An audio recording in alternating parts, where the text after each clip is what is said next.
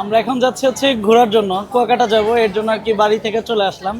এসে এখন আর কি লঞ্চের জন্য ওয়েট করতেছিলাম। লঞ্চ ছাড়বে রাত 9টায়। বাট ঘোরাঘুরি শেষে ইচ্ছে হচ্ছে, ঘোরাঘুরির আনন্দটা অনেক বেশি আর কি, এর জন্য যাওয়া আসা। আসলে অন্যান্য বছর ঈদের আগে লোকজন ঢাকা থেকে গ্রামে যাইতো, তো এখন এই বছরটা একটু ভিন্ন। এই বছর ঈদের পরে ঢাকা থেকে আসলে মানুষ গ্রামের দিকে যাচ্ছে। তো তারপরও গত ঈদের দিন এবং ঈদের পরের দিন একটু চাপ ছিল। আজকে ঈদের তৃতীয় দিন আজকে তেমন একটা চাপ নাই। ঈদের দিন এবং ঈদের পরের দিন একটু চাপটা বেশি ছিল।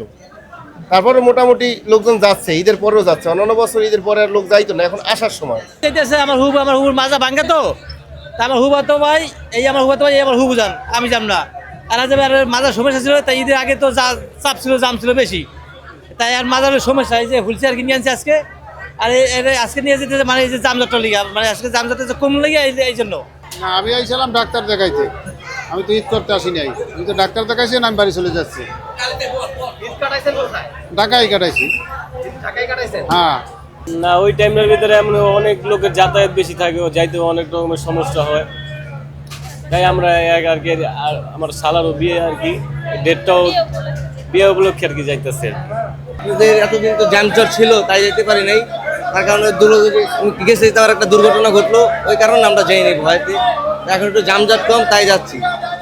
সবাই নানানে আছে, তাদের সাথে ঈদের আনন্দটা একটু ভাগ করে দেবো। তো আমি যাচ্ছি, আমার পার্সোনাল একটা কাজ আছে। যেহেতু 24-25 তারিখে সরকারি অফিস খোলা, তো সেই হিসাবে জমি সংক্রান্ত আমার কিছু কাজ আছে। আমি সাথে যাচ্ছি, আমার ভাগনার সাথে যাচ্ছে, আমার আব্বা আম্মা যাচ্ছে। তো সরকারি 2 দিন অফিস খোলা, 24-25 তারিখে খোলার পরে আমার কাজগুলি করবো। আমার অফিস আবার খোলা দেখা যায় 28 তারিখে।